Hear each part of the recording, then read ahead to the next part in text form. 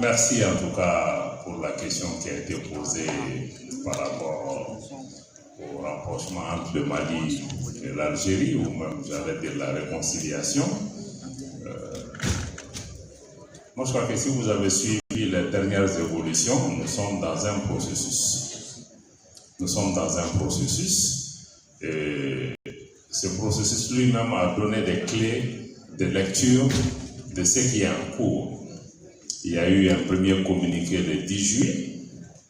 Le communiqué a été suivi par l'ouverture des espaces aériens des deux pays et le retour des ambassadeurs à leur poste.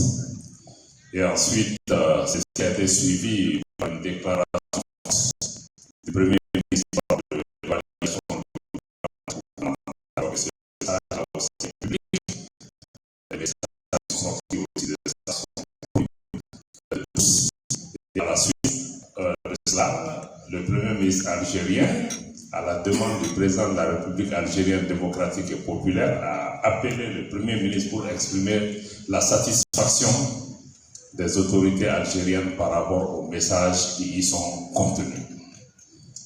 Et à la suite, ou même avant ça, le président de la transition avait décidé de dépêcher le Premier ministre en Algérie, porteur d'un message auprès de son homologue, le président Abdelmadjid Tebboune, voilà, qui lui avait adressé une invitation et il lui a envoyé, dans le respect africain, la réponse à son invitation avec les messages clés qu'il faut. Maintenant, il faut juste que nous-mêmes, jeunes, quand nous sommes dans ce type de processus, il faut, comme il l'a indiqué aussi, il y a souvent des silences qui sont stratégiques ou des mutismes qui sont stratégiques. Parce que quand on est dans des évolutions, ne pensez pas que tout se joue sur la place publique. Personne ne déverse tout sur la place publique. Parce que sur la place publique, il y a vous, mais il y a aussi tous nos ennemis, nos adversaires qui nous écoutent. Donc, c'est pour ça qu'il faut vraiment avoir confiance en nos dirigeants et être sûr que ce que vous savez de vous, beaucoup d'entre eux le savent étant assis. Donc, il n'y a pas de questions qui a été soulevées dans cette salle ici que nous ne discutions pas avec nos autorités. Il n'y a pas de questions dont ils ne sont pas conscients. Maintenant, quand nous sommes dans des bagarres, des confrontations avec les pays, il faut juste distinguer en tant que jeune deux choses. C'est-à-dire qu'il faut distinguer l'individu de l'État. Ce que Abdoulaye Diop fait et dit, mais ce n'est pas en mon nom personnel. Et ce ne sont pas souvent même mes opinions personnelles. Et ce n'est pas comme si je suis en train de me battre avec Diallo et que c'est des questions d'émotion, de sentiments, de s'aimer. Entre États, c'est des intérêts. Parce que quand le Mali se bat, quand nous avons des incompréhensions avec l'Algérie, c'est lié à des intérêts du Mali. Parce que le Mali a dit, sur telle ou telle question, je veux que ma souveraineté soit respectée. Je veux qu'il n'y ait pas d'ingérence dans mes affaires intérieures. Mais nous sommes des voisins, nous sommes liés par la géographie. Même dans notre culture, on dit on choisit son parent, mais on ne choisit pas le voisin. Que vous vous entendiez ou pas, vous êtes condamnés à cheminer ensemble. Maintenant, il faut travailler par principe, par objectif. Maintenant, ce qui se passe, comme je l'ai dit, c'est un processus dans lequel le Mali et l'Algérie ont décidé de régler leurs incompréhensions, leurs différends par le dialogue. Parce qu'on a le choix. Voilà. Soit on ne se parle pas, on fait mille choses, etc. Mais il faut aussi serrer nos amis, même nos ennemis. Parce qu'on choisit tous ces choix sont souvent tactiques, stratégiques.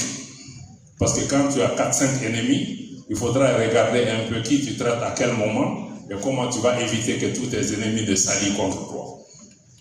Donc je veux seulement que nos jeunes gens comprennent que les États sont des États n'ont pas d'amis, les États n'ont que des États. Comme il a dit, je ne veux pas revenir sur ma citation, mais si l'intérêt du pays l'exige, on le fera.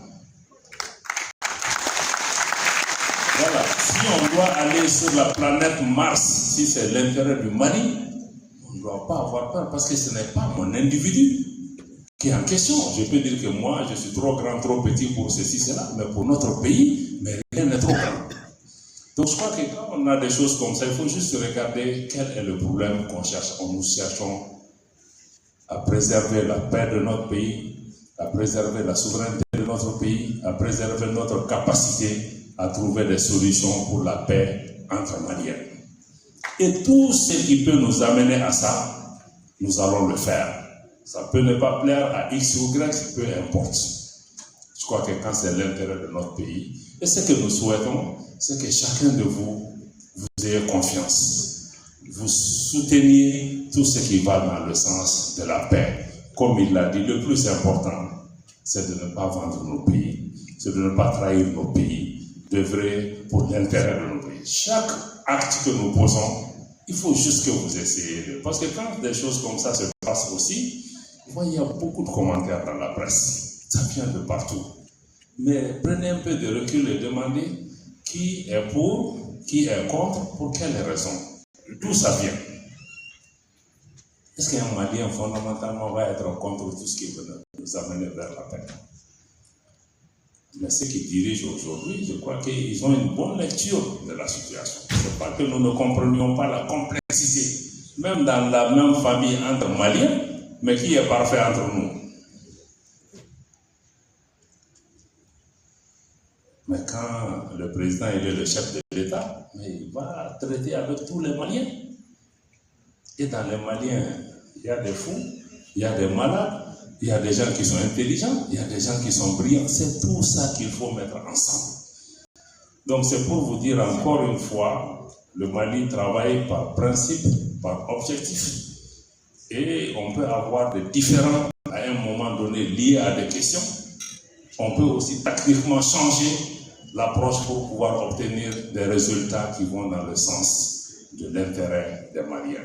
Et le président de la transition aujourd'hui est en train de travailler dans le sens de cet intérêt des Maliens. Nous, que ce soit le Premier ministre, moi-même ou d'autres membres du gouvernement, nous n'aurons pas d'état d'âme à défendre l'intérêt du Mali, à nous aligner derrière l'intérêt du Mali, parce que nous-mêmes, nous sommes passagers dans tout ça. Ce que je veux dire vraiment aux jeunes gens, en élargissant, vraiment, comprenez nos silences souvent sur des questions qui n'est pas un mensonge, mais il y a des choses, il y a des jours où on le dira, si ça peut aider à avancer. Si notre silence aussi peut aider à avancer souvent, nous maintiendrons une posture de silence. Et je pense que c'est ce qui aide le pays. Donc nous demandons que chacun soutienne la paix.